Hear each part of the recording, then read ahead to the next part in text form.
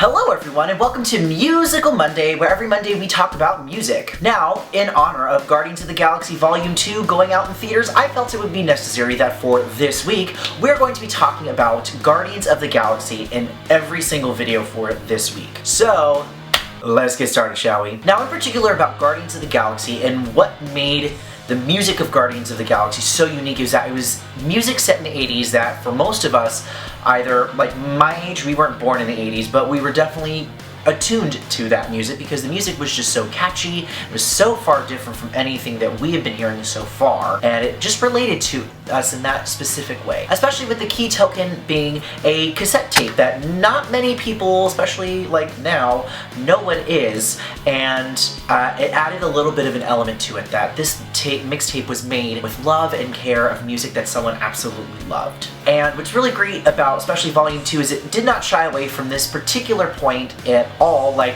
what had Guardians of the Galaxy did. In fact, we're actually introduced to the Volume 2 cassette tape at the very end of Guardians of the Galaxy Volume 1. And even then, it was still a great mix of music that had something for everybody, whether it was a nice, great beat, or just something that would kind of hit you in the heartstrings a little bit. And I think too is that, you know, you don't have to just make instrumental music to help influence a scene. Any music that is played around the universe can actually be utilized in a specific scene. For instance, there's a song called Wham Bam Shang-a-Lang, which I am now addicted to, is actually playing during a space battle between the Guardians and the Sovereign, and I thought it was a fantastic mix because it was a lot of boom, bang, bang, bang, and the music was fantastic. And Mr. Blue Sky by the Electric Light Orchestra at the very beginning of the movie was really fun, and it was really great to set up the whole show and story, just like how Come and Get Your Love did for Volume 1. And with that frame of mind with the music,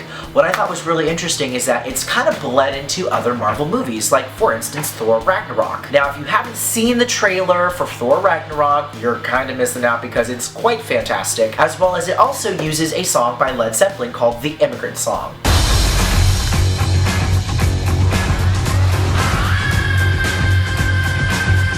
And that one is definitely a fun song to walk around and like walk like a badass into. And I think that is also a very good thing to do, is to have a little bit of a old classic feel to it, especially with music like Led Zeppelin. You got the Electric Light Orchestra, Sweet.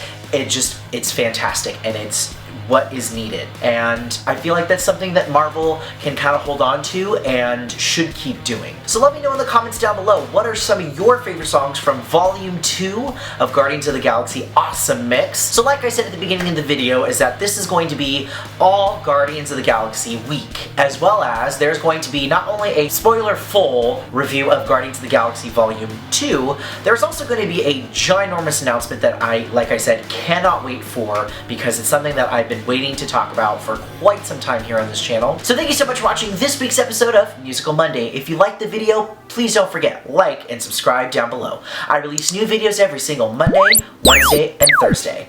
All of my social media links, including the link to Return Home, The Way I See It, and my Musical Monday Spotify playlist will be located in the description down below. Thank you so much for watching, and as always, my name is Forrest. Remember, Pink Cake. Woo!